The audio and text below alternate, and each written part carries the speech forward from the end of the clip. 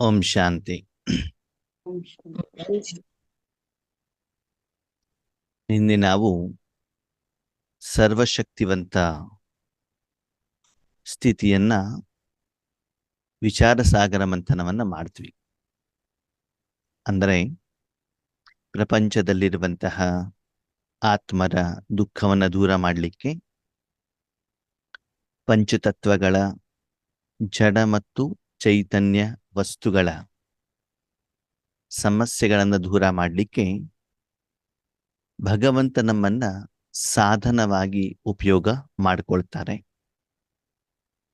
ಹೇಗೆ ಡಾಕ್ಟರ್ ಪೇಷಂಟ್ಗಳ ಅವರಿಗೆ ಟ್ರೀಟ್ಮೆಂಟ್ ಕೊಡಲಿಕ್ಕೆ ನರ್ಸನ್ನ ಸಾಧನವಾಗಿ ಉಪಯೋಗ ಮಾಡಿಕೊಳ್ತಾರೋ, ಹಾಗೆ ಪರಮಾತ್ಮನು ಕೂಡ ವಿಶೇಷವಾಗಿ ಸಂಗಮ ಯುಗದಲ್ಲಿ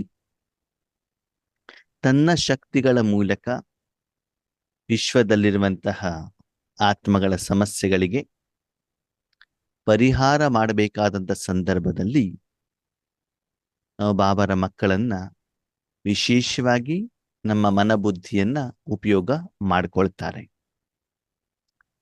ಹೇಗೆ ಒಂದು ನರ್ಸ್ ಹಾಸ್ಪಿಟ್ಲಿಗೆ ಹೋದಾಗ ಅವರ ಕೆಲಸದ ಬಗ್ಗೆನೇ ಸಂಪೂರ್ಣವಾಗಿ ಗಮನವನ್ನ ಕೊಡ್ತಾರೋ, ಹಾಗೆ ನಾವು ಕೂಡ ಆ ಸ್ಥಿತಿಯಲ್ಲಿ ಇದ್ದಾಗ ಸಂಪೂರ್ಣವಾಗಿ ನಮ್ಮ ಮನಸ್ಸು ಬುದ್ಧಿಯನ್ನ ಭಗವಂತನ ಕೈಯಲ್ಲಿ ಕೊಡಬೇಕು.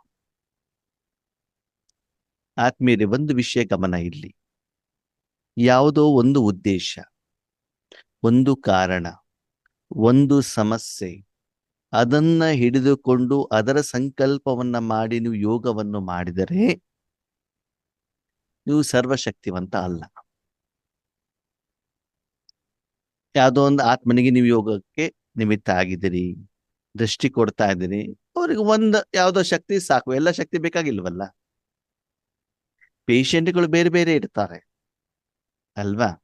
ಒಂದು ಪೇಷಂಟ್ ಬಂದಾಗ ಡಾಕ್ಟರ್ ನೆಗಡಿ ಕೊಡ್ತಾರೆ, ಇನ್ನೊಬ್ಬರು ಬಂದಾಗ ಹೀಟ್ ಆಗ್ಬಿಟ್ಟು ನೆಗಡಿ ಆಗಿರುತ್ತೆ, ಅವ್ರಿಗೆ ಬೇರೆ ಟ್ಯಾಬ್ಲೆಟ್ಸ್ ಕೊಡ್ತಾರೆ. ಜ್ವರ ಬಂದವ್ರಿಗೆ ಬೇರೆ, ತಲೆನೋವಿನವ್ರಿಗೆ ಬೇರೆ. ಒಬ್ಬರು ಬಂದಾಗ ಯಾವುದೋ ಒಂದು ಶಕ್ತಿ ಮಾತ್ರ ಸಾಕು ಅಷ್ಟೇ. ಯಾವಾಗ ನಿಮ್ಮ ಗಮನ ವಿಶ್ವದ ಪ್ರತಿ ಇರ್ತದೋ, ಸರ್ವರ ಪ್ರತಿ ಇರ್ತದೆ, ಭಗವಂತ ಸರ್ವಶಕ್ತಿವಂತ, ಸರ್ವರ ಪ್ರತಿ ಇದ್ದಾಗ ಬೇರೆ ಬೇರೆಯವ್ರಿಗೆ ಏನ್ ಮಾಡ್ಬೇಕಾಗ್ತದೆ, ಬೇರೆ ಬೇರೆ ಶಕ್ತಿಗಳನ್ನ ಕೊಡಬೇಕಾಗ್ತದೆ. ಆವಾಗ ನೀವೇನಾಗ್ತೀರಿ, ಸರ್ವಶಕ್ತಿವಂತರಾಗ್ತೀರಿ.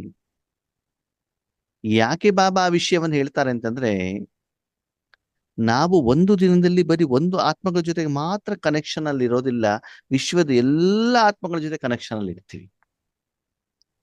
ಅದಕ್ಕಾಗಿ ನಾವೆಲ್ಲರಿಗೂ ಪೇಮೆಂಟ್ ಅನ್ನ ಮಾಡಬೇಕಾಗ್ತದೆ, ಎಲ್ಲರ ಸಮಸ್ಯೆಯನ್ನು ಪರಿಹಾರ ಮಾಡಬೇಕಾಗ್ತದೆ. ಸೂರ್ಯ ಕೆಲವೊಬ್ಬರಿಗೆ ಮಾತ್ರ ಬೆಳಕನ್ನ ಕೊಡೋದಿಲ್ಲ, ಸರ್ವರಿಗೂ ಕೊಡ್ತಾರಲ್ವಾ. ಹಾಗೆ ನಾವು ಕೂಡ ವಿಶ್ವವನ್ನ, ಮೂರು ಲೋಕವನ್ನ ಗಮನದಲ್ಲಿ ಇಟ್ಕೊಂಡ್ಬಿಟ್ಟು ಏನ್ ಮಾಡ್ಬೇಕು, ಸರ್ವರ ಸಮಸ್ಯೆಯನ್ನ ಪರಿಹಾರ ಮಾಡಲಿಕ್ಕೆ ನಾವು ಹೋಲ್ಸೇಲ್ ವ್ಯಾಪಾರಿಗಳಾಗ್ಬೇಕು. ನಮ್ಮಿಂದ ಆಮೇಲೆ ದಾದರ್ ಪಕ್ಕದಲ್ಲಿ ನಾವಿದ್ದೀವಿ, ನಮ್ಮ ಮೂಲಕ ಯಾರಿಗೆ ಬೇಕಾದ್ರೂ ಹೋಗ್ಲಿ ಮುಂದೆ. ಅವರು ಉಳಿದವ್ರು ಹೋಲ್ಸೇಲರ್ ಆದ್ರೂ ತಗೊಳ್ಳಿ, ರಿಟೇಲರ್ ಆದ್ರೂ ತಗೊಳ್ಳಿ. ಹೋಲ್ಸೇಲ್ ಅಂತಂದ್ರೆ ಏನು, ನಿಮ್ಮ ಮೂಲಕ ಬೇರೆ ಬಿಕೆ ಆತ್ಮಗಳಿಗೆ ತಲುಪಿದ್ಯಾ, ಅದು ಹೋಲ್ಸೇಲ್. ಡೈರೆಕ್ಟ್ ಆಗಿ ಭಕ್ತಾತ್ಮರಿಗೆ, ಮನುಷ್ಯಾತ್ಮರಿಗೆ ತಲುಪಿದ್ಯಾ, ಅದು ರಿಟೇಲ್. ಅಂದ್ರೆ ಬೇರೆ ಬಾಬನ ಮಕ್ಕಳಿಗೆ ಕೊಡಬೇಕಾದ್ರೂ ಬಾಬಾ ನಮ್ಮನ್ನು ಉಪಯೋಗ ಮಾಡ್ಕೊಳ್ಬೇಕು. ಆ ರೀತಿ ನಮ್ಮ ಸ್ಥಿತಿ ಇದ್ದಾಗ ಹೀಗೆ ಯೋಚನೆ ಮಾಡಿ, ಪರಮಾತ್ಮನ ಶಕ್ತಿಯಿಂದ ವಿಶ್ವದಲ್ಲಿರುವಂತ ಸರ್ವ ಆತ್ಮರ ಸಮಸ್ಯೆಗಳು ಪೂರ್ತಿ ಅಲ್ದಿದ್ರು ಕೂಡ ಒಂದು 0.001% ಅದನ್ನು ಹೆಲ್ಪ್ ಮಾಡ್ಲಿಕ್ಕೆ ಸಹಯೋಗ ಮಾಡಿದಿರಿ ಅಂತಂದ್ರೆ, ಅವ್ರ ಎಷ್ಟೊಂದು ಹೃದಯಪೂರ್ವಕವಾದಂತ ಆಶೀರ್ವಾದ ಹೇಳುವಂಥದ್ದು ನಿಮಗೆ ಸಿಗತ್ತೆ.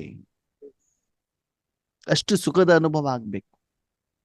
ಯಾರೊಬ್ಬರು ಫೋನ್ ಮಾಡ್ತಾರೆ, ಅಣ್ಣವರೇ ಸಮಸ್ಯೆ ಇದೆ, ಸ್ವಲ್ಪ ಬಾಬನಿಗೆ ಹೇಳಿ ಅಂತ. ನಾವು ಬಾಬನಿಗೆ ಹೇಳ್ತೀವಿ, ಅವ್ರ ಸಮಸ್ಯೆ ಪರಿಹಾರ ಆಗತ್ತೆ, ಆಗಬಹುದು. ಅಣ್ಣವರೇ ತುಂಬಾ ಥ್ಯಾಂಕ್ಸ್, ನಿಮ್ಮಿಂದ ಸಹಯೋಗ ಆಯ್ತು ಅಂತ ಹೇಳಿದ್ರೆ ನಮ್ಗೆ ಎಷ್ಟು ಖುಷಿ ಆಗತ್ತೆ. ಒಬ್ಬರಿಂದ ಇಷ್ಟು ಖುಷಿ ಆದ್ರೆ ಇನ್ನೆಲ್ಲರಿಗೂ ಆ ಸರ್ವ ಶಕ್ತಿಗಳು ತಲುಪಿದಾಗ ಎಷ್ಟು ಖುಷಿ ಆಗ್ಬೇಕು, ಯೋಚನೆ ಮಾಡಿ ನೋಡೋಣ ಅಲ್ವಾ. ಹಾಗೆ ಸರ್ವಶಕ್ತಿವಂತ ಅಂತಂದ್ರೆ ಬೇರೆಯವರ ದುಃಖಗಳು, ಸಂಕಷ್ಟಗಳು, ತೊಂದರೆಗಳು, ವಿಘ್ನಗಳು ಪರಮಾತ್ಮನ ಶಕ್ತಿಯಿಂದ ಪರಿಹಾರ ಆಗಲಿಕ್ಕೆ ನೀವು ನಿಮಿತ್ತರು ಆಗ್ಬೇಕು. ಅದಕ್ಕೆ ಆದ್ಮೇಲೆ ಮುಂದೆ ಹೋಗ್ತಾ ಇದ್ದಾಗೆ ನಾವು ಬೇಹದ್ದಿನ ಕಡೆ ಹೆಚ್ಚಿನ ಗಮನವನ್ನ ಕೊಡಬೇಕಾಗ್ತದೆ. ಸರಿ, ಈಗ ನಾವು ಮುಂದಿನ ಹಂತಕ್ಕೆ ಹೋಗೋಣ. ಮಾಸ್ಟರ್ ಸರ್ವಶಕ್ತಿವಾನ್. ಸರಿ, ಎಲ್ಲರ ಕಾಯಿಲೆನ ದೂರ ಮಾಡಿದ್ರಿ. ಮುಂದಿನ ಸ್ಥಿತಿ ಬಾಬಾ ಹೇಳ್ತಾನೆ ಮಾಸ್ಟರ್ ವಿಶ್ವ ಕಲ್ಯಾಣಕಾರಿ ಅಂತ. ಅವ್ರ ಕಲ್ಯಾಣ ಮಾಡ್ಬೇಕು, ಒಳ್ಳೇದ್ ಮಾಡ್ಬೇಕು, ಅವ್ರ ಸಹಯೋಗ ಕೊಡ್ಬೇಕು. ಯಾರ್ದಾರ ಮನೇಲಿ ಮದ್ವೆ ಇದೆ, ನಾವು ಯೋಚನೆ ಮಾಡ್ತೀವಿ ಅವ್ರಿಗೆ ಯಾವ ವಸ್ತುವನ್ನ ಕೊಡೋಣ, ಯಾವ್ದು ಅವ್ರ ಮನೇಲಿ ಇಲ್ಲ, ಯೋಚನೆ ಮಾಡ್ತೀವಲ್ವಾ. ಬರ್ತ್ಡೇ ಹೋದಾಗ ಅವ್ರಿಗೆ ಗಿಫ್ಟ್ ತಗೊಂಡು ಹೋಗ್ತೀವಲ್ವಾ, ಸ್ವೀಟ್ ತಗೊಂಡು ಹೋಗ್ತೀವಲ್ಲ. ಕಲ್ಯಾಣ ಅಂತಂದ್ರೆ ಅವ್ರಿಗೆ ಒಳ್ಳೇದಾಗ್ಬೇಕು. ಅಂದ್ರೆ ಮಾಸ್ಟರ್ ಸರ್ವಶಕ್ತಿವಾನ್ ಸ್ಥಿತಿಯಲ್ಲಿ ಆತ್ಮದ 63 ಜನ್ಮದ ವಿಕರ್ಮ ವಿನಾಶ ಆಗ್ಲಿಕ್ಕೆ ನೀವು ಮಾಡುವಂತ ಸಹಯೋಗ.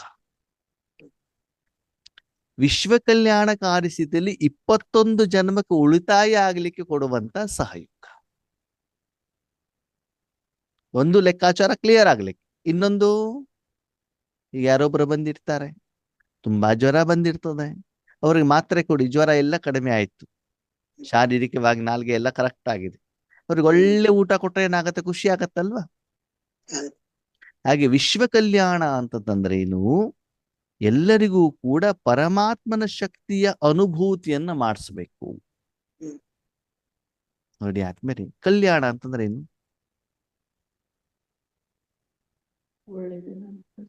ಒಳ್ಳೇದಾಗ್ಬೇಕು ಅಂತ ಅಲ್ವ.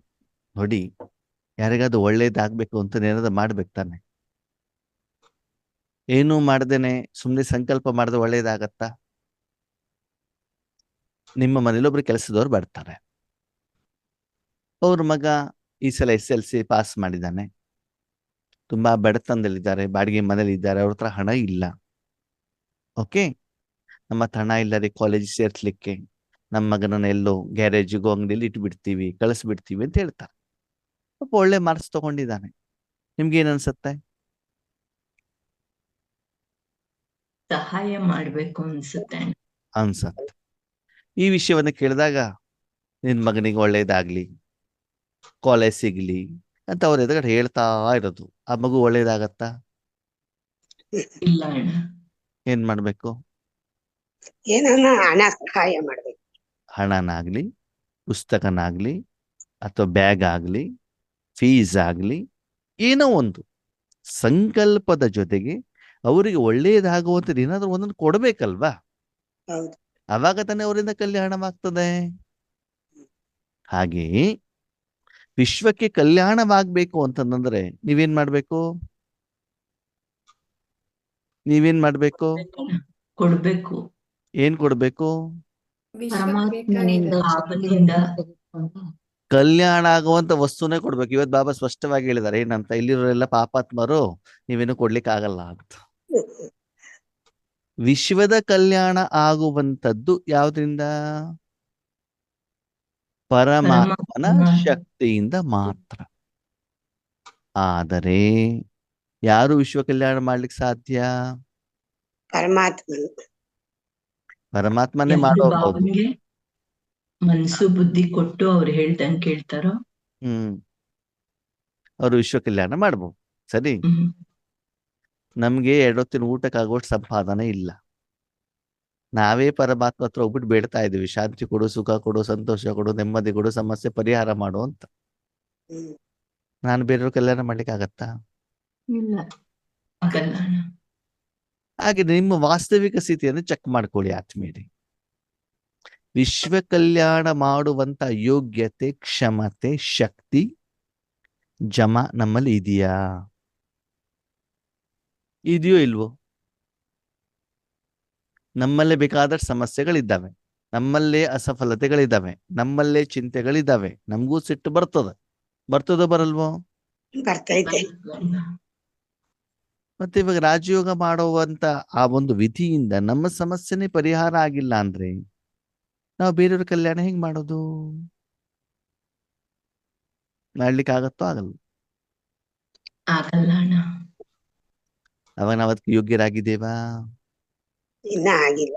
ಅಥವಾ ಬಾಯಲ್ಲಿ ಮಾತ್ರ ವಿಶ್ವ ಕಲ್ಯಾಣಕಾರಿ ಅದೇನು ಸ್ವಕಲ್ಯಾಣವಲ್ಲ, ವಿಶ್ವ ಕಲ್ಯಾಣ. ಮಾತು ದೊಡ್ಡ ದೊಡ್ಡದು. ಏನು ಯೋಗ ಮಾಡಿದ್ವಿ, ವಿಶ್ವ ಕಲ್ಯಾಣಕಾರಿ ಯೋಗ ಮಾಡಿದ್ವಿ ಅಂತ ಹೇಳ್ತೀವಿ ಅಲ್ವಾ? ಆದ್ಮೇಲೆ ಬಾಬನಿಗೂ ಗೊತ್ತು ನಿಮ್ ಸ್ಥಿತಿ ಏನು ಅಂತ, ನಿಮ್ ಸಂಪಾದನೆ ಎಷ್ಟು ಅಂತನೂ ಕೂಡ ಗೊತ್ತಿದೆ ಅಲ್ವಾ? ಗೊತ್ತಿದ್ರೂ ಕೂಡ ಬಾಬಾ ವಿಶ್ವ ಕಲ್ಯಾಣಕಾರಿ ಆಗಿ ಅಂತ ಯಾಕೆ ಹೇಳ್ತಾರಂತಂದ್ರೆ, ಮಕ್ಕಳೇ, ನಿಮ್ಮ ಮನಸ್ಸನ್ನ ಪರಮಾತ್ಮನ ಕೈಲಿ ಕೊಡಿ. ನೀವೇನ್ ಸಂಪಾದನೆ ಮಾಡುದಿಲ್ವಲ್ಲ, ಬಾಬಾ ತನ್ನೇ ಕೊಡ್ತಾರೆ. ವಿಶ್ವ ಕಲ್ಯಾಣ ಅಂತಂದ್ರೆ ನೀವು ನಿಮ್ಮ ಮನಸ್ಸು ಬುದ್ಧಿನ ಪರಮಾತ್ಮನ ಕೈಲಿ ಕೊಟ್ಟಾಗ ಪರಮಾತ್ಮನ ಶಕ್ತಿ ನಿಮ್ಮ ಮೂಲಕ ಯಾರಿಗೆ ಹೋಗತ್ತೆ? ಇಡೀ ವಿಶ್ವಕ್ಕೆ ಹೋಗತ್ತೆ. ಅವಾಗ ನೀವೆಲ್ಲಿ ಕೂತ್ಕೊಂಡಿರ್ಬೇಕು ಮಾನಸಿಕವಾಗಿ? ಬಾಬನ ಮಡ್ಲಲ್ಲಿ. ಪರಂಧಾಮದಲ್ಲೇ ಕೂತ್ಕೊಳ್ಬೇಕು. ಎಲ್ಲಿ ಕೂತ್ಕೊಳ್ಬೇಕು? ಪರಮಧಾಮದಲ್ಲೇ ಕೂತ್ಕೊಳ್ಬೇಕು. ಅದು ಕೆಳಗಡೆ ಕೂತ್ಕೊಂಡು ಆಗೋದಿಲ್ಲ. ದೀಪವನ್ನ ಕೆಳಗಡೆಗೆ ಇಟ್ಟರೆ ಕೆಳಗೆ ಮಾತ್ರ ಬೆಳಕನ್ನ ಕೊಡುತ್ತೆ. ರೂಮ್ ನಲ್ಲಿ ಇಟ್ಟರೆ ರೂಮಿಗೆ ಮಾತ್ರ ಬೆಳಕನ್ನ ಕೊಡುತ್ತದೆ. ಬೀದಿ ದೀಪದಲ್ಲಿ ಹಾಕಿದ್ರೆ ಬೀದಿಗೆ ಮಾತ್ರ ಬೆಳಕನ್ನ ಕೊಡುತ್ತೆ. ವಿಶ್ವ ಕಲ್ಯಾಣ ಅಂತ 3 ಲೋಕಕ್ಕಾಗ್ಬೇಕು ಅಂದ್ರೆ ಎಲ್ಲಿ ಕೂತ್ಕೊಳ್ಬೇಕು ನೀವು? ಪರಂಧಾಮಕ್ಕೆ ಅಲ್ಲಿ ನೀವು ಕೂತ್ಕೊಂಡಾಗ ಅಲ್ಲಿಂದ ಕಲ್ಯಾಣ ಆಗುವಂತ ಸಪ್ತ ಗುಣಗಳು ನಿಮ್ಗೆ ಅನುಭವ ಆಗ್ತಾ ಇರ್ಬೇಕು.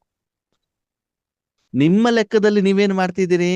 ವಿಶ್ವ ಕಲ್ಯಾಣ ಮಾಡ್ತಾ ಇದ್ದೀವಿ. ಆದ್ರೆ ವಾಸ್ತವಿಕವಾಗಿ ಆಗೋದೇನು ಅಂತ ನಿಮ್ಮ 63 ಜನ್ಮದ ಸಾಲ ಕ್ಲಿಯರ್ ಆಗ್ತಾ ಇರ್ತದೆ. ಏನಾಗಿರ್ತದೆ? ನಿಮ್ಮ ಲೆಕ್ಕದಲ್ಲಿ ನೀವೇನೋ ಕೊಡ್ತಿದ್ದೀರಂತ ನೀವೇನು ಕೊಡ್ತಾ ಇಲ್ಲ ಅಲ್ಲಿ. ಅಣ್ಣೋರೇ, ನನ್ನ ಮಕ್ಕಳಿಗೆ ನಾನು ಜನ್ಮ ಕೊಟ್ಬಿಟ್ಟು ಇಷ್ಟೆಲ್ಲ ದೊಡ್ಡದು ಮಾಡಿದೆ, ಆದ್ರೂ ಆ ಮಗು ನನ್ನ ಮಾತನ್ನು ಕೇಳ್ತಾ ಇಲ್ಲ. ಯಾಕೆ ಕೇಳ್ತಾ ಇಲ್ಲ? ಯಾವುದೋ ಒಂದು ಜನ್ಮದಲ್ಲಿ ಅವರು ನಿಮ್ಗೆ ಜನ್ಮವನ್ನ ಕೊಟ್ಟಿದ್ರು, ಅವರು ನಿಮ್ಮ ಬಗ್ಗೆ ಖರ್ಚನ್ನ ಮಾಡಿದ್ರು. ಇವಾಗ ನೀವು ಖರ್ಚು ಮಾಡಿದಿರ ಅಷ್ಟೇ ಬಿಟ್ರೆ ಆ ಮಗು ನೀವು ಹೊಸದಾಗಿ ಏನೋ ನೋಡ್ಕೊಂತಾ ಇಲ್ಲ. ಬಾಬಾ ಅದನ್ನು ಕರ್ಮದ ಲೆಕ್ಕಾಚಾರ ಅಂತ ಹೇಳದೇನೆ ಏನ್ ಹೆಸರನ್ನು ಕೊಟ್ಟಿದ್ದಾರೆ? ವಿಶ್ವ ಕಲ್ಯಾಣ. ಒಂದು ಸತ್ಯ ಹೇಳ ನಿಮಗೆ, ಆತ್ಮ ಎಂದೂ ಯಾರನ್ನೂ ಕೂಡ ಕಲ್ಯಾಣ ಮಾಡ್ಲಿಕ್ಕೆ ಆಗೋದಿಲ್ಲ. ಯಾಕಂದ್ರೆ ಕಲ್ಯಾಣ ಮಾಡುವಂತ ಯಾವುದೇ ಶಕ್ತಿ ಆತ್ಮನಲ್ಲಿ ಇಲ್ಲ.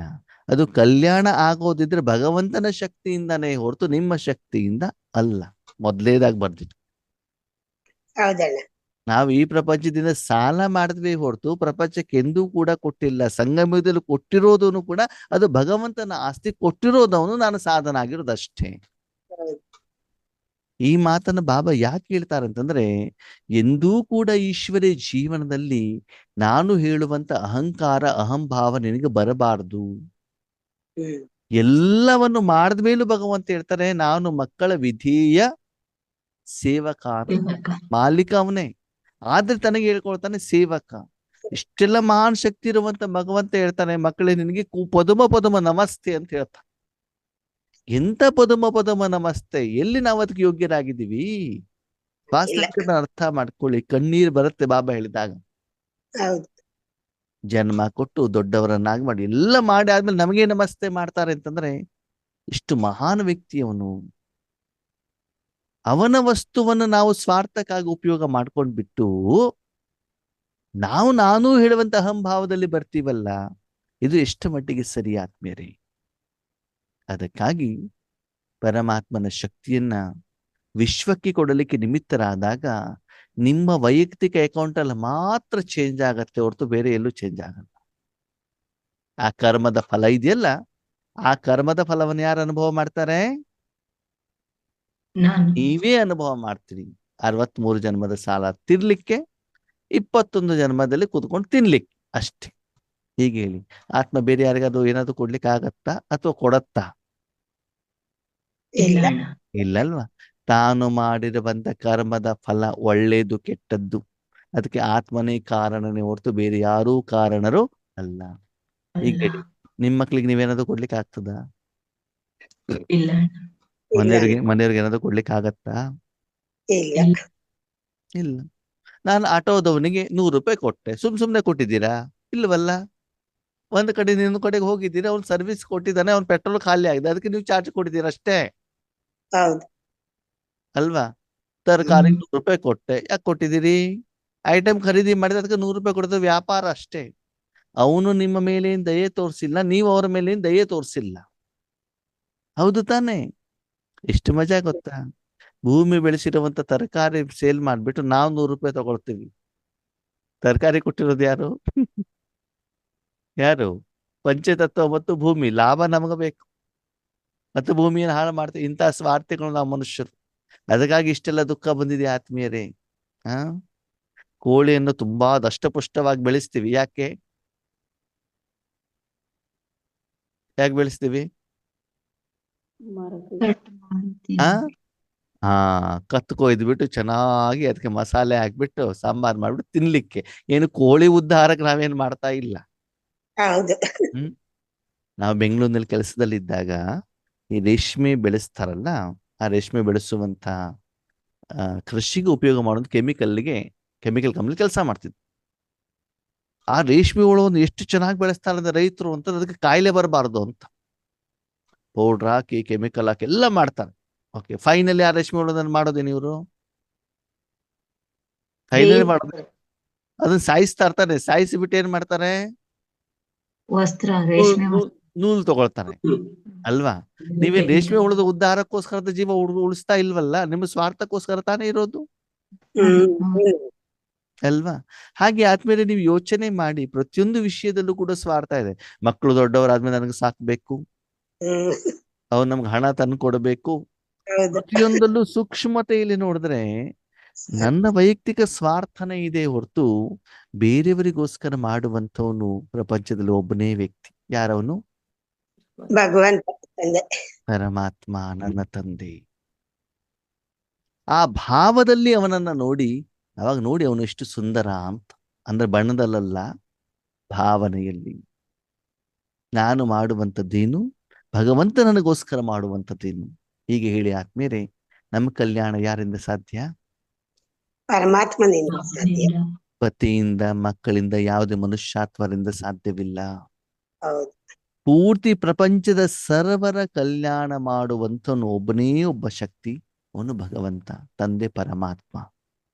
ಆದ್ರೆ ಭಗವಂತನಿಗೆ ಹೃದಯ ತುಂಬಿದ ಥ್ಯಾಂಕ್ ಯು ಯಾಕೆ ಹೇಳಬೇಕು ಅಂತಂದ್ರೆ, ಅಂತಹ ಮಹಾನ್ ಕಾರ್ಯ ಮಾಡ್ಲಿಕ್ಕೆ ನಮ್ಮನ್ನ ಆಯ್ಕೆ ಮಾಡಿದಾರಲ್ಲ.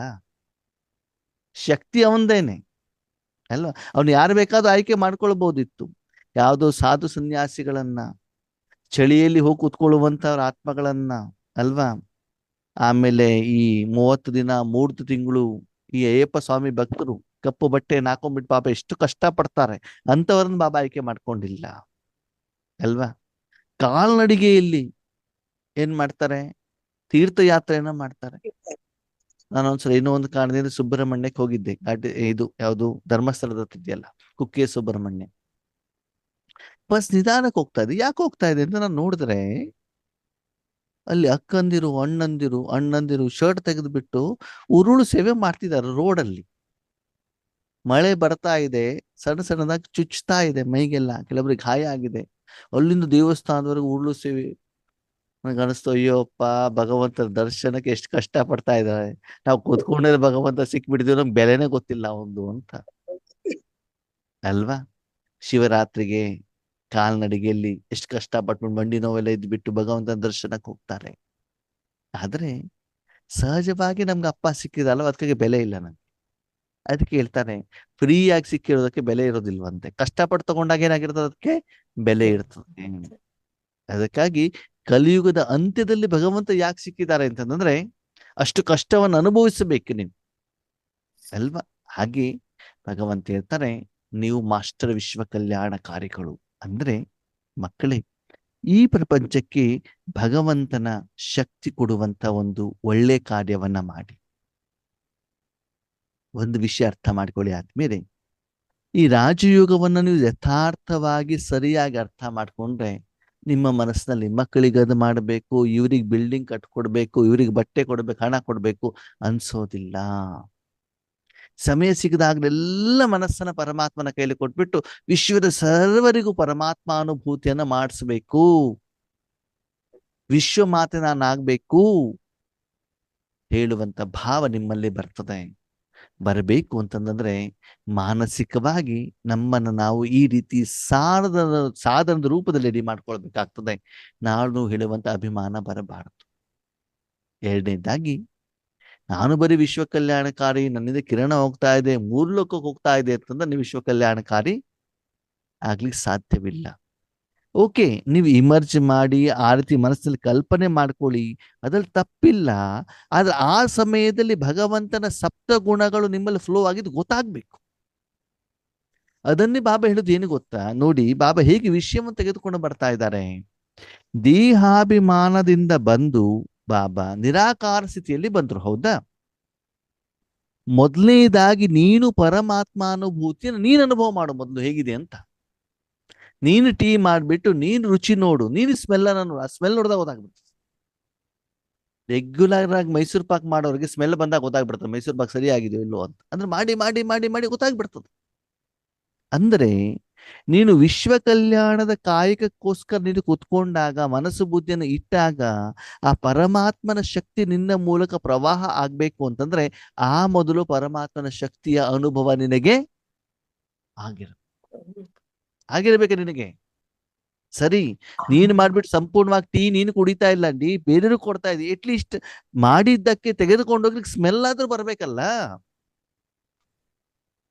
ಅಥವಾ ಹಾಳಾಗಿದ್ದಿದ್ರೆ ಹಾಳಾಗಿದ್ ಸ್ಮೆಲ್ ಆದ್ರೂ ಬರ್ಬೇಕಲ್ವಾ? ಟಚ್ ಮಾಡಿದಾಗ ಬಿಸಿಯಾಗಿರೋ ಅನುಭವ ಆಗ್ಬೇಕಲ್ವಾ? ಅಂದ್ರೆ ವಿಶ್ವ ಕಲ್ಯಾಣಕ್ಕೆ ಅಂತ ಕೂತ್ಕೊಂಡಾಗ ಆತ್ಮೇರೆ ಅಷ್ಟು ಪರಮಾತ್ಮನ ಶಕ್ತಿ ಫ್ಲೋ ಆಗ್ತಾ ಇದೆಯಾ? ನಂಬರ್ 1. ನಂಬರ್ 2, ನಿಮ್ಮ ಮನೇಲಿ ದೀಪ ಇದೆ ಅಥವಾ 0 ವ್ಯಾಟ್ಸ್ ಬಲ್ಬ್ ಇದೆ ಅಂತಂದ್ರೆ ಎಷ್ಟು ಬಿಸಿ ಇರ್ತದೆ? ಕಡಿಮೆ. ಕೈಯಿಂದ ಟಚ್ ಮಾಡ್ಬೋದಾ ಆನ್ ಇದ್ದಾಗ? ಮಾಡ್ಬೋದು. ಓಕೆ. 40 ವ್ಯಾಟ್ಸ್ ಬಲ್ಬ್ ಇದ್ರೆ ಸುಮಾರಾಗಿ ಅಣ್ಣ. ಮುಟ್ಟಬೇಕು ಅಂತಂದ್ರೆ ಒಂದು ಬಟ್ಟೆ ತಗೊಂಡು ಮುಟ್ಟಬೇಕು, ಹೌದಾ?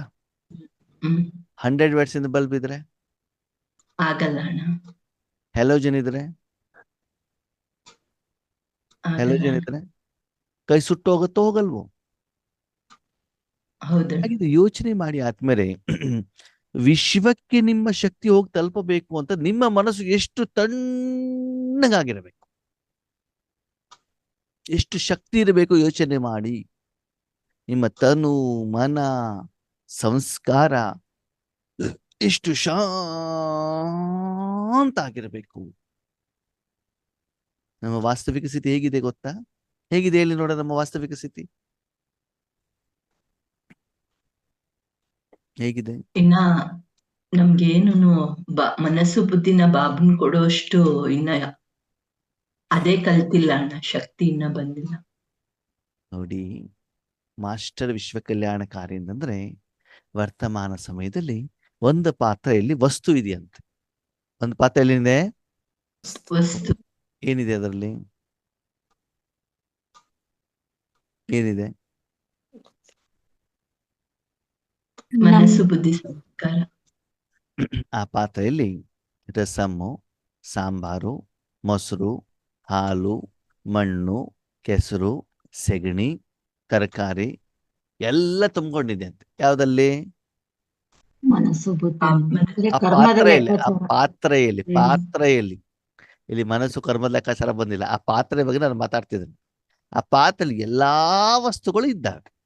ಒಳ್ಳೆ ಸುವಾಸನೆ ಬರ್ತಾ ಇರ್ತದಲ್ವಾ? ಇಲ್ಲ. ಹೆಂಗಿರ್ತದೆ? ಗೆಸ್ ಮಾಡಕ್ಕೆ ಆಗಲ್ಲ, ಆತರ ಸ್ಮೆಲ್ ಬರ್ತದೆ. ಅದನ್ನು ಒಯ್ದ್ಬಿಟ್ಟು ಬೆಂಕಿ ಮೇಲೆ ಇಟ್ಟಿದ್ದಾರೆ. ಪಾತ್ರೆ ಇದೆ, ಪಾತ್ರೆ 5,000 ವರ್ಷದ ಮೊದಲು ಕ್ಲೀನ್ ಮಾಡಿದ್ದು, ಅದಲ್ಲೆಲ್ಲ ಹಾಕಿ ಹಾಕಿ ಹಾಕಿ ಹಾಕಿ ಒಳ್ಳೆ ಸುವಾಸನೆ ಬರ್ತಾ ಇದೆ. ಅದನ್ನ ಒಯ್ದ್ಬಿಟ್ಟು ಬೆಂಕಿ ಮೇಲೆ ಇಟ್ಟರೆ ಹಿಂಗಾಗ್ತದೆ.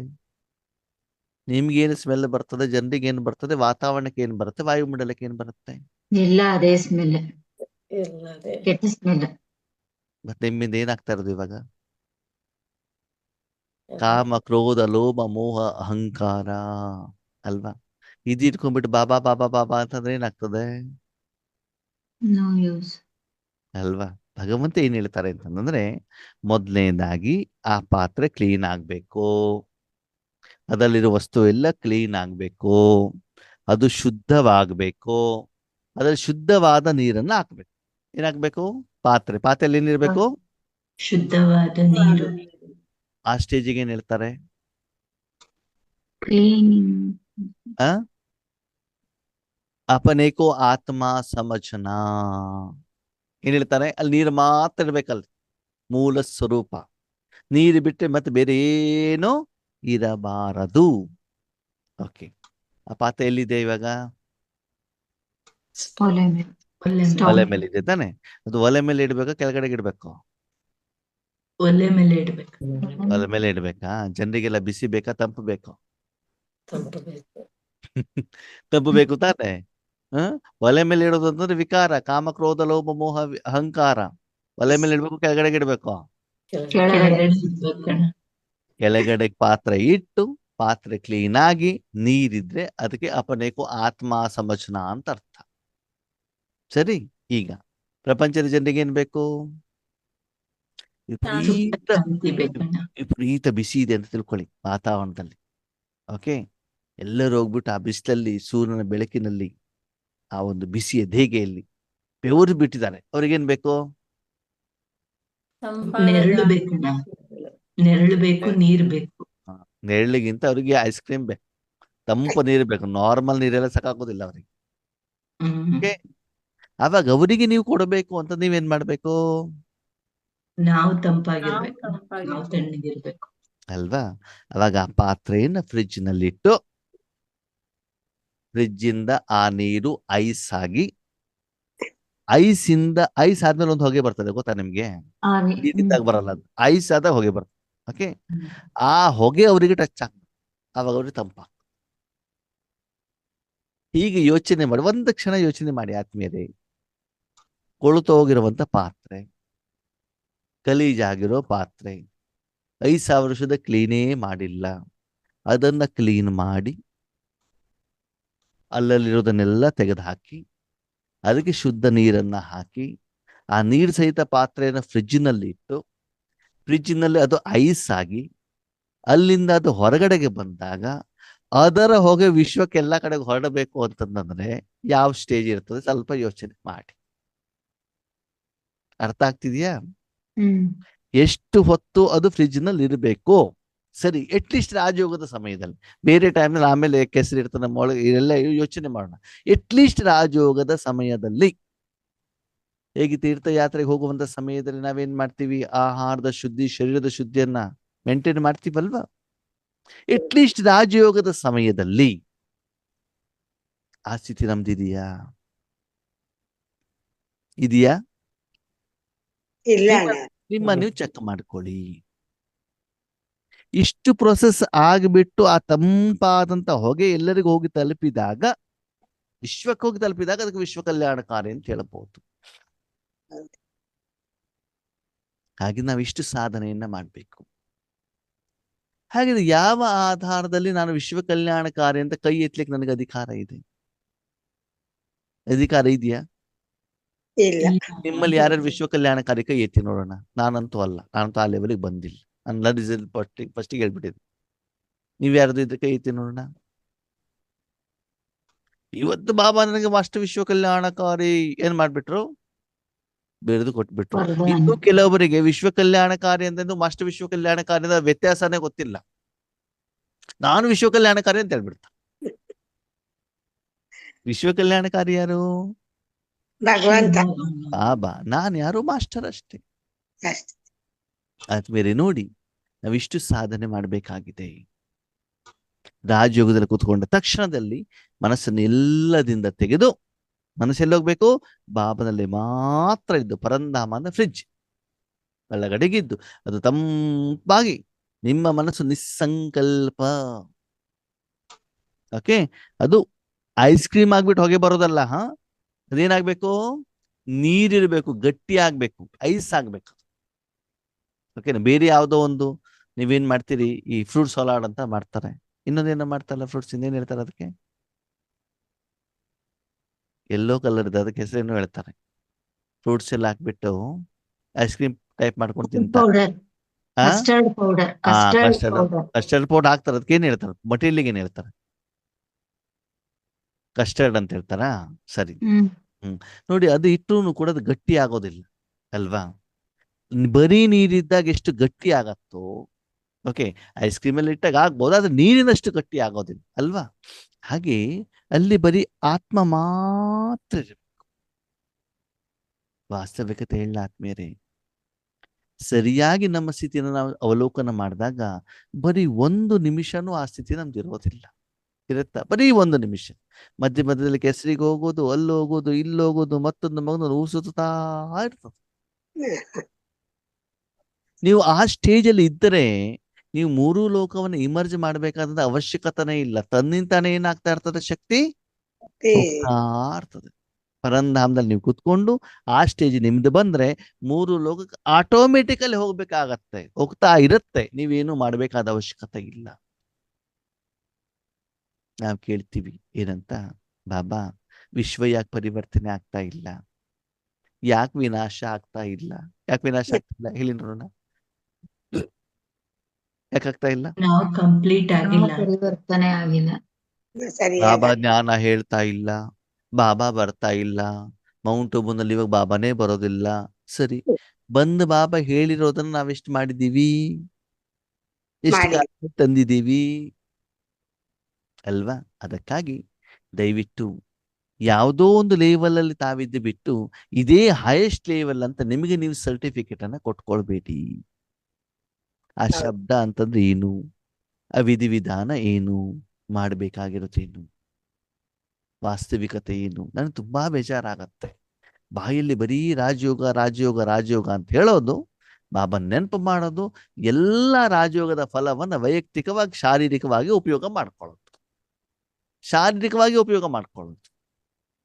ಇದು ರಾಜಯೋಗ ಅಲ್ಲ. ಇದು ಯಾವುದೇ ರಾಜಯೋಗದ ಸ್ಥಿತಿನೂ ಕೂಡ ಅಲ್ಲ. ಬಾಬಾ ಅದನ್ನು ಮಾಡಿಕೊಡು, ಇದನ್ನು ಮಾಡಿಕೊಡು, ಹಾಗೆ ಮಾಡು, ಹೀಗೆ ಮಾಡು.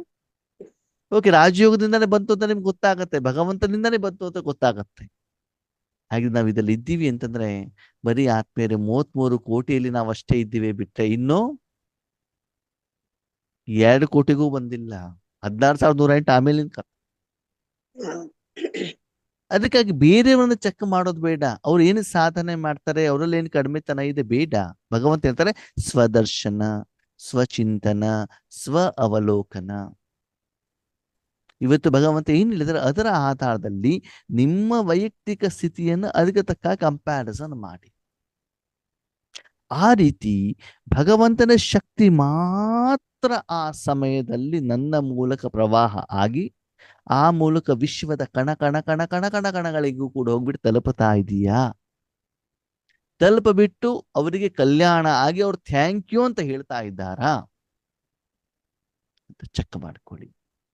ಎಲ್ಲಿವರೆಗೂ ನಿಮ್ಮ ಶಾರೀರಿಕ ಆರೋಗ್ಯ, ಮಾನಸಿಕ ಆರೋಗ್ಯ ಸರಿ ಇರೋದಿಲ್ವೋ ಅಲ್ಲಿವರೆಗೆ ನೀವು ಬೇರೆಯವ್ರ ಕಲ್ಯಾಣ ಮಾಡ್ಲಿಕ್ಕೆ ಸಾಧ್ಯ ಇಲ್ಲ ಅಲ್ವಾ? ನಿಮ್ಗೆ ಕಾಯಿಲೆ ಬಂದ್ರೆ ಬಂದಿರೋ ಜನರಿಗೆ ಅಡಿಗೆ ಮಾಡಿ ಹೆಂಗ್ ಆಗ್ತೀರಾ ಹೇಳಿ ನೋಡೋಣ? ನಿಮ್ಗೆ ನೆಗಡಿ ಕೆಮ್ಮು ಬಂದಿದ್ರೆ ಬೇರೆಯವ್ರಿಗೆ ಮೆಡಿಸಿನ್ಸ್ ಕೊಡ್ಲಿಕ್ಕೆ ಆಗತ್ತಾ ನಿಮ್ಗೆ?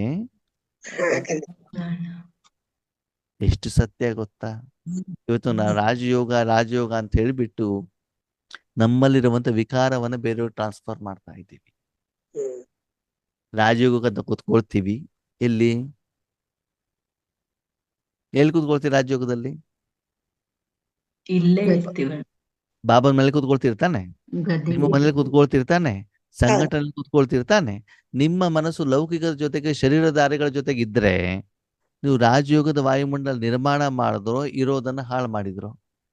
ಇರೋದನ್ನ ಹಾಳು ಮಾಡೋದು ಇದ್ರೆ ಮಾಡ್ತಾ ಇದ್ದೀರಾ. ಪತಿ ಜೊತೆಗೆ, ಮಕ್ಕಳ ಜೊತೆಗೆ, ಎಲ್ಲರ ಜೊತೆಗೆ ನೀವೇನೇನೋ ಮಾತಾಡ್ತಾ ಇದ್ದೀರಾ. ಅವ್ರಿಗೆ ಹೆಂಗ ಮಾಡಿದ್ರು, ಇವ್ರು ಹೀಗೆ ಮಾಡಿದ್ರು, ಬಾಬಾ ಹಾಗೆ ಮಾಡಿದ್ರು, ಹೀಗೆ ಮಾಡಿದ್ರು, ಅವ್ರಿಗೆ ಹಾಗೆ ಮಾಡ್ಬೇಡ, ಹೀಗೆ ಮಾಡ್ಬೇಡ. ನೀವು ಮಾಡಿರೋದು ಕತೆ ಏನಲ್ಲಿ? ಇರುವಂತ ವಾತಾವರಣ ಕೂಡ ಹಾಳು ಮಾಡಿದಿರಿ ತಾನೆ. ಎಲ್ಲರೂ ಚೆನ್ನಾಗಿ ಅಗರಬತ್ತಿಯಲ್ಲಿ ಸುವಾಸನೆ ಕೊಡ್ತಾ ಇದ್ದಾರೆ, ನೀವು ಕಾಲಿಗೆ ಸೆಗಣಿ ಮೆತ್ಕೊಂಡ್ಬಿಟ್ಟು ಅಲ್ಲಿ ಹೋಗ್ಬಿಟ್ಟು ಕೂತ್ಕೊಂಡ್ಬಿಡೋದು. ಹೆಂಗಿರ್ತದೆ? ಯೋಗನೇ ಆಗೋದಿಲ್ಲ. ಯಾಕೆ ಆಗ್ತದೆ ಯೋಗ? ಮಾಡೋರಿಗೂ ಕೂಡ ನೀವು ಡಿಸ್ಟರ್ಬೆನ್ಸ್ ಮಾಡ್ತಾ ಇದ್ದೀರಿ ತಾನೆ. ಅದಕ್ಕಾಗಿ ಆತ್ಮೀಯರೇ, ದಯವಿಟ್ಟು ನಮ್ಮನ್ನು ನಾವು ಚೆಕ್ ಮಾಡಿಕೊಡಿ. ನಾನು ಏನಾಗಿದ್ದೇನೆ? ಬಾಬನ ಮಗು ಆಗೋ ಮೊದಲು ನಾವು ಬೇರೆಯವರಿಗೆ ಬೆಳ್ಳು ತೋರಿಸ್ತಾ ಇದ್ವಿ, ಬೇರೆಯವ್ರು ಸರಿ ಇಲ್ಲ ಅಂತ. ಯಾರು ಸರಿ ಇಲ್ಲ? ನಾನೇ ಸರಿ ಇಲ್ಲ. ಈ ಪ್ರಪಂಚದ ದೊಡ್ಡ ರಾಕ್ಷಸ ಯಾರು? ಆ ನಾನೇ. ಒಪ್ಕೊಳ್ತೀರಾ? ನಾನು ಅವರೇ. ಎಲ್ಲಿವರೆಗೆ ನೀವು ಒಪ್ಕೊಳ್ಳಲ್ವೋ ಅಲ್ಲಿವರೆಗೆ ನಿಮ್ಮನ್ನು ಪರಿವರ್ತನೆ ಆಗೋದಿಲ್ಲ ಆತ್ಮೀಯನಿಗೆ. ಹೌದು. ದುರ್ಗುಣಗಳು, ದುಶ್ಚಟಗಳು, ದುರ್ವ್ಯಸನಗಳು. ಅಣ್ಣವ್ರೆ ನಾವು ಗುಟ್ಕಾ ಗಿಟ್ಕಾ ತಿನ್ನೋದಿಲ್ವಲ್ಲ, ಶರೀರಕ್ಕೆ ತಿಂದೇ ಇರ್ಬೋದು, ಮನಸ್ಸಿಗೆ ತಿಂದಿರ್ತೀನಿ. ಇದೆ ತಾನೇ. ಹೌದು. ಅದಕ್ಕಾಗಿ ಅದನ್ನೆಲ್ಲ ವಾಸ್ತವಿಕತೆಯನ್ನು ಎದೆಗಡೆಗಿಡಿ, ಆವಾಗ ಗೊತ್ತಾಗ್ತದೆ ನಾನು ಯಾರು. ಎಟ್ಲೀಸ್ಟ್ ನನ್ನಲ್ಲಿ ತಪ್ಪಿದೆ ಅಂತ ಒಪ್ಕೊಳ್ಳುವಂತ ಲೆವೆಲ್ ಬಂದಿದ್ವಲ್ಲ ಭಗವಂತ ಜ್ಞಾನ ಕೇಳ್ಬಿಟ್ಟು. ಪ್ರಪಂಚದ ಜನ ಅದನ್ನ ಒಪ್ಕೊಳ್ಳಲ್ಲ. ಒಪ್ಕೊಂಡಾಗೋದಿಲ್ಲ. ಆ ಕಾಯಿಲೆಯನ್ನು ಗುಣ ಮಾಡ್ಕೊಳ್ಳಿ, ಪಥ್ಯವನ್ನ ಇಟ್ಕೊಳ್ಳಿ. ಆದ್ಮೇಲೆ ರಾಜಯೋಗ ನೀವು ತಿಳಿದಷ್ಟು ಸಹಜ ಅಲ್ಲ, ಆ ಲೆವೆಲ್ಗಳು ಕೂಡ ನೀವು ತಿಳಿದಷ್ಟು ಸಹಜ ಅಲ್ಲ. ಎಲ್ಲರಿಗೂ ಆಪ್ಷನ್ ಅನ್ನು ಕೊಡ್ತಾರೆ ಬಾಬಾ. ಎಲ್ಲರೂ CA ಮಾಡ್ಲಿಕ್ಕೆ ಆಗೋದಿಲ್ವಲ್ಲ, ಎಲ್ಲರೂ IAS IPS ಮಾಡ್ಲಿಕ್ಕೆ ಆಗೋದಿಲ್ವಲ್ಲ. ಅಷ್ಟು ಪರಿಶ್ರಮ ಪಟ್ಟಾಗ್ತಾನೆ ಆಗ್ತದೆ. ಹಾಗಾಗಿ ಮಾಸ್ಟರ್ ಸರ್ವಶಕ್ತಿವಂತ ಆಗ್ಲಿ, ಮಾಸ್ಟರ್ ವಿಶ್ವ ಕಲ್ಯಾಣಕಾರಿ ಆಗ್ಲಿ, ನೀವು ತಿಳಿದಷ್ಟು ಸಹಜ ಅಲ್ಲ. ನಿಮ್ಮನ್ನ ನೀವು ಚೆಕ್ ಮಾಡ್ಕೊಳ್ಳಿ, ಆ ಲೆವೆಲ್ ನಾನು ಬಂದಿದ್ದೇನೋ ಬಂದಿಲ್ವೋ. ಅದಕ್ಕಾಗಿ ಕಲ್ಯಾಣ ಆಗಬೇಕು ಅಂತಂದ್ರೆ ನಿಮ್ಮ ಮೂಲಕ ಕೇವಲ ಪರಮಾತ್ಮನ ಶಕ್ತಿ ಮಾತ್ರ ಹೋಗ್ಬೇಕು. ಏನ್ ಹೇಳಿದ್ರು? ನೀವು ನೀರಾಗ್ಬೇಕು, ಫ್ರಿಜ್ಜಲ್ಲಿ ಇರಬೇಕು, ಅದು ಹೊಗೆ ಮಾತ್ರ ಹೋಗ್ಬೇಕೇ ಹೊರತು ಆ ನೀರಿನಲ್ಲಿ ಸಕ್ಕರೆ ಆಗ್ಲಿ ಬೇರೆ ಯಾವುದೂ ಕೂಡ ಮಿಶ್ರಣ ಅದರಲ್ಲಿ ಇರಕೂಡದು.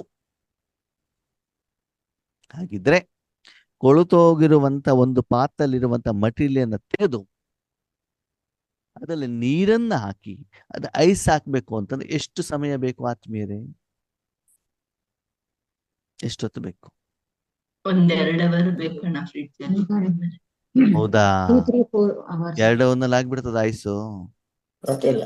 ಸುಮ್ನೆ Freezer. ಎದ್ಕೊಂಡು ಹೋಗಿ ಇಡೋದಲ್ಲ, ಅದ್ರ ಒಳಗಡೆ ಇರೋದನ್ನ ತೆಗೆದು ಬಿಸಾಕ್ಬೇಕು, ತೊಳಿಬೇಕು, ಬ್ರಷ್ ಹಾಕ್ಬಿಟ್ಟು ಚೆನ್ನಾಗಿ ಉಜ್ಜಬೇಕು, ಆಮೇಲೆ ಅದ್ರ ಶುದ್ಧ ನೀರು ಹಾಕ್ಬೇಕು, ಆಮೇಲೆ ಅದನ್ನ ಡೀಪ್ ಫ್ರಿಜ್ ನಲ್ಲಿ ಇಡಬೇಕು. ಅದ್ರ ಮಧ್ಯದಲ್ಲಿ ಹೊರಗಡೆ ತೆಗೆದ್ಬಿಟ್ಟು ಐಸ್ ಆಗಿದೆಯಲ್ಲ ಚೆಕ್ ಮಾಡುವಂಗಿಲ್ಲ. ಮಧ್ಯದಲ್ಲಿ ಆ ಪಾತ್ರೆನ ಬೇರೆ ಯಾವುದಕ್ಕೂ ಉಪಯೋಗ ಮಾಡಿಕೊಳ್ಳುವ ಹಾಗೆ ಇಲ್ಲ. ಸರಿ, 2 ಗಂಟೆ ಅಂತಾನೆ ಇಟ್ಕೊಳ್ಳೋಣ. ಹಾಗೆ 2 ಗಂಟೆ ಸಂಪೂರ್ಣವಾಗಿ ನಮ್ಮ ಮನಸ್ಸು ಫ್ರಿಜ್ ಅಲ್ಲಿ ಇದೆಯಾ? ಇಲ್ಲ. ಎಷ್ಟು ನಿಮಿಷ ಇರ್ತದೆ? 1 ಸೆಕೆಂಡ್. 1-2 ಸೆಕೆಂಡ್ ಇರ್ಬೋದಣ್ಣ ಅಷ್ಟೇ. ಅಲ್ವಾ? ಒಂದು ಪಾತ್ರೆ ನೀರನ್ನು ಫ್ರಿಜ್ ನಲ್ಲಿ ಇಟ್ಟಿದ್ದಾರೆ ಅಲ್ವಾ? ಅವಾಗ ಪಾತ್ರೆ ಏನ್ ಮಾಡ್ತಿರ್ತದೆ? ಆ ತಣ್ಣಗಿರೋ ಅಂಶನ ತಂಪು ತಂಪು ತಂಪು ತಂಪು ತಂಪು ತಂಪು. ಅದು ಬಿಟ್ಟರೆ ಪ್ರಪಂಚದ ಯಾವ್ದರ ಬಗ್ಗೆ ಅದಕ್ಕೆ ಏನೂ ಗೊತ್ತೇ ಇಲ್ಲ, ಅದ್ರ ಜೊತೆ ಯಾವ್ದ್ರ ಜೊತೆ ಕನೆಕ್ಷನ್ ಇಲ್ಲ. ಹೌದು. ಅದು ಎಲ್ಲಿದೆಯೋ ಅದರ ಅನುಭವ ಮಾತ್ರ. ಹಾಗಿದ್ರೆ ರಾಜಯೋಗದಲ್ಲಿ ನಿಮಗೆ ಪರಮಾತ್ಮನ ಶಕ್ತಿ ಅನುಭವ ಮಾತ್ರ. ಶಾಂತಿ ಶಾಂತಿ ಶಾಂತಿ ಶಾಂತಿ. ಮಜಾ ಏನಿಲ್ಲ. ನಾನು ಇಲ್ಲಿ ಶಾಂತಿನೇ ಆಗಿರೋದಿಲ್ಲ. ಸಂಕಲ್ಪ ಮಾಡ್ತಿರ್ತೀವಿ, ಕಿರಣ ಹೋಗ್ತಾ ಇದೆ ಹೋಗ್ತಾ ಇದೆ ಹೋಗ್ತಾ ಇದೆ, ಶಾಂತಿ ಇಲ್ಲಿ ಹೋಗ್ತಾ ಇದೆ, ಶಾಂತಿನೂ ಇಲ್ಲ ಏನೂ ಇಲ್ಲ. ಹೋಗ್ತಾ ಇದೆ ಅಂತ ನೋಡೋದು ಹೇಳೋದು, ನೋಡೋದು ಹೇಳೋದು, ಬರೆಯೋದು ಅಷ್ಟೇ. ಅಷ್ಟೇ. ಹೋಗ್ತಾ ಇದೆ ನೋಡ್ಬೇಕಾ, ಬರಿಬೇಕಾ, ಹೇಳ್ಬೇಕಾ, ಏನ್ ಮಾಡ್ಬೇಕು? ಏನು ಬೇಕಾಗಿಲ್ಲ, ಅನುಭವ ಆಗ್ತದೆ. ಅದಕ್ಕಾಗಿ ವಾಸ್ತವಿಕತೆಯನ್ನು ಅರ್ಥ ಮಾಡ್ಕೊಳ್ಳಿ. 7 days ಕೋರ್ಸ್ ಅನ್ನ ತಗೊಂಡಾಗ ನಮ್ಗೆ ಅನಿಸ್ತು, ಅಯ್ಯೋ ಇಷ್ಟು ದಿನ ನಾನು ಜ್ಞಾನ ತಿಳ್ಕೊಂಡಿದ್ದೇನೂ ಅಲ್ಲಪ್ಪ ಅಂತ. ಇವತ್ತಿನ ಕ್ಲಾಸ್ ಕೇಳಿದ್ರೆ ನಮ್ ಕೈ ತಗೊಂಡು ನಾವೇ ಹೊಡ್ಕೊಳ್ಬೇಕಾಗ್ತದೆ. ಅಯ್ಯೋ ನಾವೇನು ಸಾಧನೆನೇ ಮಾಡಿಲ್ವಲ್ಲ. ಮಾಡ್ಬೇಕಾಗಿರೋದು ಬಹಳಷ್ಟು ಇದೆ. ಅಷ್ಟೆಲ್ಲ ಸಾಧನೆ ಮಾಡಿದಾಗ ಮಾತ್ರ ನೀವು ನಂಬರ್ 1 ಆಗ್ಬೋದು, ಭಗವಂತನಿಗೆ ಯೋಗ್ಯರಾಗ್ಬೋದು. ಅವಾಗ ಮಾತ್ರ ಭಗವಂತ ನಿಮ್ಮನ್ನ ಸಮಾನ ಇಟ್ಕೊಳ್ತಾರೆ. ಅವಾಗ ಮಾತ್ರ ನೀವು ಫ್ರೆಂಡ್ ಆಗ್ಬೋದು. ಒಂದು ವಿಷಯ ತಿಳ್ಕೊಳ್ಳಿ, ಈ ಸಾಧನೆಗೆ ನಿಮ್ ಜೊತೆಗೆ ಯಾರು ಬೇಕು? ಭಗವಂತ ಅಷ್ಟೇ, ಮತ್ತೆ ಯಾರು ಬೇಕಾಗಿಲ್ಲ. ನಮ್ ಕಂಪ್ಲೇಂಟ್ ಏನಂತ? ನಮ್ಗೆ ಸೆಂಟರ್ ಟೀಚರ್ ಹೇಳ್ಕೊಡ್ಲಿಲ್ವಲ್ಲ, ನಮ್ಗೆ ಅವ್ರು ಹೇಳಲಿಲ್ವಲ್ಲ. ಯಾರು ಹೇಳ್ಕೊಡ್ತಾರೆ? ನಿಮ್ಗೆ ಬೇಕಾದ್ರೆ ನೀವು ಮಾಡ್ಕೊಳ್ಬೇಕು. ದಯವಿಟ್ಟು ಯಾರ ಮೇಲೂ ಬ್ಲೇಮ್ ಮಾಡಬೇಡಿ, ಯಾರ ಮೇಲೂ ಬೆಳ್ಳು ತೋರಿಸಬೇಡಿ. ಸಾಧನೆ ಮಾಡ್ಲಿಕ್ಕೆ ನೀವು, ನಿಮ್ಮ ಮನಸ್ಸು, ಪರಮಾತ್ಮ ಇಷ್ಟಿದ್ರೆ ಸಾಕು. ಅರ್ಥ ಆಯ್ತಾ? ಅವ್ರಿಲ್ಲ, ಇವ್ರಿಲ್ಲ, ಮತ್ತೊಬ್ರಿಲ್ಲ, ಯೋಗೇಶನ ಇದ್ರ ಮಾತ್ರ ನಾವು ಝೂಮಿಗೆ ಜಾಯ್ನ್ ಆಗ್ತೀವಿ, ಬೇರೆ ನಾವು ಜಾಯ್ನ್ ಆಗಲ್ಲ, ಇದೆಲ್ಲ ಅಲ್ಲ. ಯಾರನ್ನ ಬಾಬಾ ನಿಮಿತ್ತ ಮಾಡ್ತಾರೋ ಅದರ ಪ್ರಕಾರ ನಿಮ್ಮನ್ನ ನೀವು ಚೆಕ್ ಮಾಡ್ತಾ ಹೋಗಿ. ಪ್ರತಿಯೊಂದು ಕ್ಲಾಸಲ್ಲೂ ನಮ್ಗೆ ಬಾಬಾ ಏನೋ ನಾವು ಸಾಧನೆ ಕೊಡ್ತಾ ಇದ್ದಾರೆ. ಅದನ್ನ ತೆಗೆದುಕೊಳ್ಬೇಕು, ಕೊಡುವಂತವ್ರು ಪರಮಾತ್ಮ. ಈ ಭಾವದಿಂದ ಮುಂದುವರಿತಾ ಇರಿ ಆತ್ಮೀಯರೇ.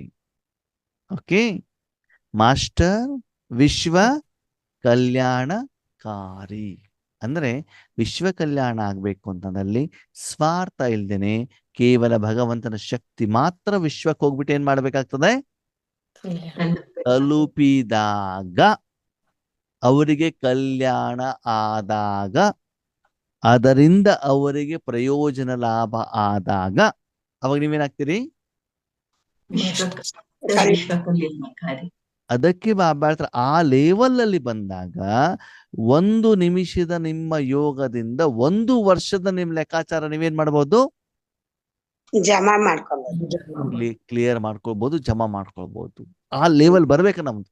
ಅಷ್ಟು ಶಕ್ತಿ ಪ್ರವಾಹ ಆಗ್ಬೇಕು ಅಂತಂದ್ರೆ ಅಷ್ಟು ಸಹಜವಾಗಿ ಆಗೋದಿಲ್ಲ, ಅಷ್ಟು ತಪಸ್ಸನ್ನ ಮಾಡಬೇಕಾಗ್ತದೆ. ಸಾಧನೆ ಮಾಡ್ಬೇಕು. ಅದಕ್ಕಾಗಿ ನಮ್ಮ ಪ್ರೋಗ್ರಾಮ್ ಅಲ್ಲಿ ಬಾಬಾ ಯೋಗಕ್ಕೆ ಹೆಚ್ಚಿನ ಪ್ರಾಧಾನ್ಯತೆಯನ್ನು ಕೊಟ್ಟಿದ್ದಾರೆ. ಕ್ಲಾಸಿಗೆಲ್ಲ ಯೋಗ ಯೋಗ ಯೋಗವನ್ನು ಹೆಚ್ಚಿಗೆ ಮಾಡಿ. ನಾವೆಷ್ಟೇ ಜ್ಞಾನ ಕೇಳಿದ್ರು ಮಾಡ್ಬೇಕಾಗಿರೋದು ಯಾವ್ದನ್ನ? ಯೋಗ. ನಾವು ಜ್ಞಾನ ಬೇಕಾದಷ್ಟು ಕೇಳ್ತಾ ಇದ್ದೀವಿ, ಬೇರೆಯವ್ರಿಗೆ ಹೇಳ್ತಾ ಇದ್ದೀವಿ. ಹೌದು. ನಾನು ನೋಡ್ತಾ ಇದ್ದೀನಿ ಆದ್ಮೇಲೆ ಯೋಗಕ್ಕಂತ 1 ಅರ್ಧ ಗಂಟೆ 1 ಗಂಟೆ ಕೂತ್ಕೊಳ್ಳಿಕ್ಕೆ ಆಗೋದಿಲ್ಲ. ನಾವು ಬಿಕಿಗಳ ಹತ್ರ ನಿದ್ದೆ ಹೌದು. ಅರ್ಧ ಗಂಟೆ 1 ಗಂಟೆ ಕೂತ್ಕೊಳ್ಳಿಕ್ಕೆ ಆಗೋದಿಲ್ಲ. ಯಾಕೆ? ಪ್ರಾಕ್ಟೀಸ್ ಇಲ್ಲ. ಮನೇಲಿ ಪ್ರಾಕ್ಟೀಸ್ ಇಲ್ಲ, ಮನೆಯಲ್ಲೂ ಕ್ಲಾಸು, ಸೆಂಟರ್ನಲ್ಲೂ ಕ್ಲಾಸು, ಎಲ್ಲ ಕ್ಲಾಸ್ ಕ್ಲಾಸ್ ಕ್ಲಾಸ್ ಕ್ಲಾಸ್. ಜ್ಞಾನ ಜ್ಞಾನ ಜ್ಞಾನ, ಎಲ್ಲಿ ನೋಡಿದ್ರು ಜ್ಞಾನ. ಅದ್ ನಿಜವಾದ ಜ್ಞಾನ ಯಾವುದು? ಯೋಗ. ಪರಮಾತ್ಮನ ದಿವ್ಯ ಗುಣಗಳನ್ನ ಅನುಭವ ಮಾಡೋದು, ಬೇರೆಯವರಿಗೆ ಮಾಡಿಸೋದು. That is real knowledge. ಮಾವಿನ ಹಣ್ಣು ಹೇಗಿದೆ ಅಂತ ಶಬ್ದ ಕೇಳಿ ಗೊತ್ತಾಗೋದಿಲ್ಲ, ನೋಡೋದ್ರಿಂದ ಗೊತ್ತಾಗೋದಿಲ್ಲ, ವಾಸನೆಯಿಂದ ಗೊತ್ತಾಗೋದಿಲ್ಲ. ನಿಮ್ಗೆ ಮಾವಿನ ಹಣ್ಣು ರುಚಿ ಅನುಭವ ಮಾಡಿಸ್ಬೇಕು ಅಂದ್ರೆ ಯೋಗೇಶ್ ಅಣ್ಣ ಏನ್ ಮಾಡ್ಬೇಕು? ಮಾವಿನ ಹಣ್ಣು ತಿನ್ನಿಸ್ಬೇಕು. ತಂದು ಕೊಡ್ಬೇಕು. ಕೊಡ್ಬೇಕು. ಫೋಟೋ ತಗೊಂಡ್ಬಿಟ್ಟು ಇದಕ್ಕೆ ಮಾವಿನ ಹಣ್ಣು ಅಂತಂದ್ರೆ ಆಗೋದಿಲ್ಲ. ಎಲ್ಲ ಹೌದು. ಏನು ಇಲ್ದೆ ವರ್ಣನೆ ಮಾಡಿದ್ರು ಆಗೋದಿಲ್ಲ. ಏನ್ ಮಾಡ್ಬೇಕು? ಮಾವಿನ ಹಣ್ಣು ಕಟ್ ಮಾಡಿ ನಿಮ್ಗೆ ಏನ್ ಮಾಡ್ಬೇಕು? ಕೊಡ್ಬೇಕು. ಇಡ್ಬೇಕು ಅಣ್ಣ. ತಿನ್ಸ್ಬೇಕು ಅಂತ ಅವ್ರ ಮನೇಲಿ ಬೆಳೆದಿರ್ಬೇಕು. ಯಾರದೋ ತಂದು ಕೊಟ್ಟಿರೋದನ್ನ ನಿಮ್ಗೆ ತಂದು ಕೊಡೋದಲ್ಲ ಅವ್ರು.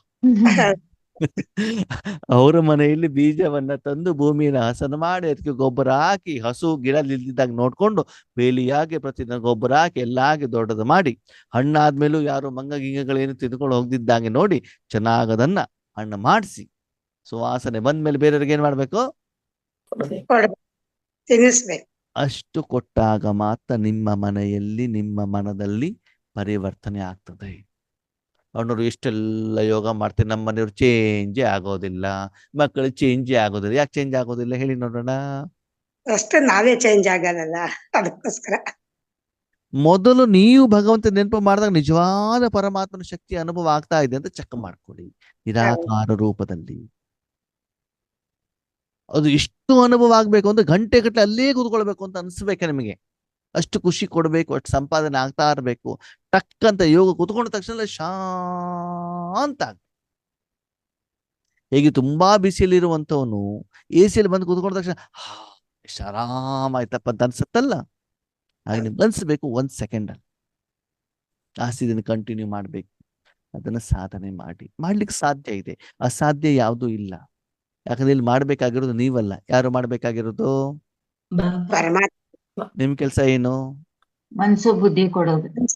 ಎಲ್ಲ ಕಡೆಯಿಂದ ಮನಸ್ಸನ್ನು ತೆಗೆದು ನನ್ನ ಕೈಲಿ ಇಡು ಅಷ್ಟೇ. ಮನಾಭವ. ಬೇರೆ ಎಲ್ಲ ಕಡೆಯಿಂದ ತೆಗೆದು ಬಿಟ್ಟು ನನ್ನ ಕೈಲಿ ಇಡು ಹೊರತು ಎಲ್ಲ ತಗೊಂಡು ಬಂದ್ಬಿಟ್ಟು ನನ್ನ ಜೊತೆಗೆ ಏನ್ ಮಾಡ್ಬೇಡ. ಭಾವನ ಕೊನೆಯ ಪ್ರಶ್ನೆ. ನಿಮ್ದೊಂದು ಪಾತ್ರ ಇದೆ, ಅದರಲ್ಲಿ ಕೊಳಕಿದೆ. ಏನಿದೆ? ಅದನ್ನ ಒಯ್ದು ಬಿಟ್ಟು ಫ್ರಿಜ್ ಅಲ್ಲಿ ಇಡೋದು.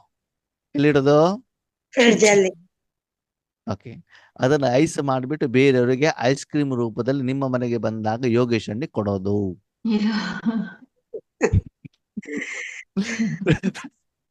ಫ್ರಿಜ್ ಅಲ್ಲಿ ಇಟ್ಟಿದ್ದೀರಿ, ಬಂದ್ಬಿಟ್ಟು ಯೋಗೇಶ್ ಅಣ್ಣಿಗೆ ಕೊಟ್ಟಾಗ ಇಷ್ಟು ಟೇಸ್ಟ್ ಆಗಿರ್ತದೆ, ನೆಕ್ಸ್ಟ್ ಟೈಮ್ ನಿಮ್ ಮನೆಗೆ ತಿನ್ಲಿಕ್ಕೆ ಬರ್ತಾರೆ. ಬರೋದಿಲ್ಲ. ನೆಕ್ಸ್ಟ್ ನಿಮ್ ಹೆಸರು ಕೇಳದೇನೆ ನನಗೇನಾಗ್ತದೆ, ವಾಂತಿ ಬಂದಂಗ ಆಗ್ಬಿಡ್ತದೆ. ಯಾಕೆ? ನೀವು ಅಷ್ಟು ಚೆನ್ನಾಗಿರೋ ಆಹಾರ ಏನ್ ಮಾಡಿರ್ತೀರಿ, ತಿನ್ಸಿರ್ತೀರಾ. ಏನ್ ಗೊತ್ತಾ, ಪ್ರತಿದಿನ ನಾವು ಈ ಪ್ರಪಂಚದಲ್ಲಿ ಆತ್ಮನಿಂದ ಇದೇ ಆಹಾರ ಕೊಡ್ತಾ ಇದ್ದೀವಿ. ಯಾರಿಗೆ?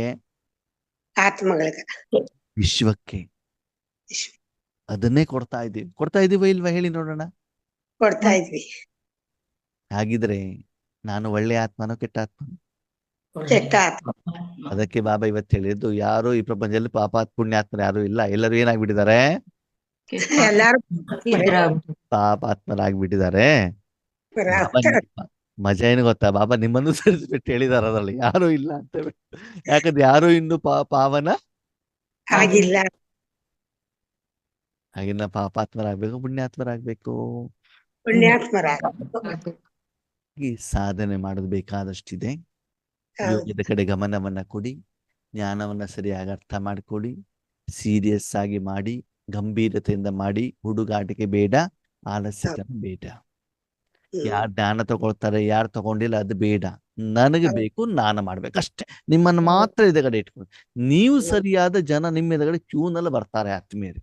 ನಾವೇನ್ ಮಾಡ್ತೀವಿ, ಅವರು ಬಂದಿಲ್ಲ ಇವರು ಬಂದಿಲ್ಲ ಅವ್ರಿಗೆ ಜ್ಞಾನ ಕೊಟ್ಟಿಲ್ಲ, ಅದು ಬೇಡ ನಿಮ್ಗೆ ಚಿಂತೆ. ಬಾಬಾ ನಿಮ್ಗೆ ವಿಶ್ವ ಪರಿವರ್ತನೆ ಜವಾಬ್ದಾರಿ ಕೊಟ್ಟಿದ್ದಾರೆ. ಯಾವ ಜವಾಬ್ದಾರಿ ಕೊಟ್ಟಿದ್ದಾರೆ ನಿಮ್ಗೆ? ವಿಶ್ವ ಪರಿವರ್ತನೆ ಜವಾಬ್ದಾರಿ. ಹೌದಾ? ಯಾವಾಗ ಹೇಳಿದ್ದು, ಎಲ್ಲಿ ಹೇಳಿದಾರೆ ಬಾಬಾ? ಆ ರೀತಿ ಆದಾಗ ಯೂಸ್ ಮಾಡ್ಕೊಳ್ತಾರ ಬಾಬಾ ಅಂದೆ. ವಿಶ್ವ ಪರಿವರ್ತನೆ ಮೊದ್ಲೇನ್ ಹೇಳಿದ್ದಾರೆ?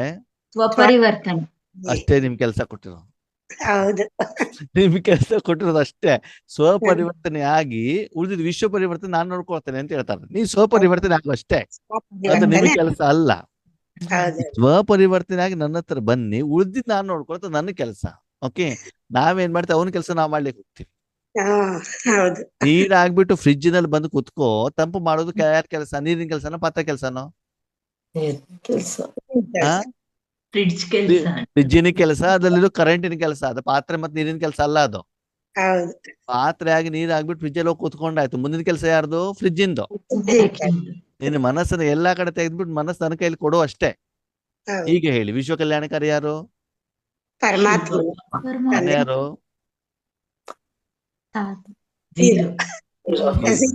ಇದನ್ನು ಮೊದ್ಲು ಅರ್ಥ ಮಾಡ್ಕೊಳ್ಳಿ. ಏನೂ ಕೆಲಸ ಮಾಡದೆ ದೊಡ್ಡದಾಗ ನಮ್ಗೆ ನಾವು ಬಿರುದು ಕೊಡ್ಕೊಂಡ್ಬಿಡ್ತೀವಿ. ಏನಂತ? ನಾನು ಯಾರು? ನಾನು ವಿಶ್ವ ಕಲ್ಯಾಣಕಾರಿ ಅಂತ ಅಂದ್ಬಿಟ್ಟು ಬಿರುದು ಕೊಟ್ಕೊಂಡ್ಬಿಡ್ತೀರಿ. ಯಾರು? ಕೊಟ್ಕೊಳ್ಳೋದು. ಹೌದು ಅಲ್ಲೋ ಅಂತ ನೀವು ಚೆಕ್ ಮಾಡ್ಕೊಳ್ಳಿ. ಬೇರೆ ಸರ್ಟಿಫಿಕೇಟ್ ಬೇಡ, ನಿಮಗೆ ನೀವು ಚೆಕ್ ಮಾಡ್ಕೊಳ್ಳಿ. Who am I? ಸರಿ, ಓಕೆ. ಓಂ ಶಾಂತಿ. Thank you Baba.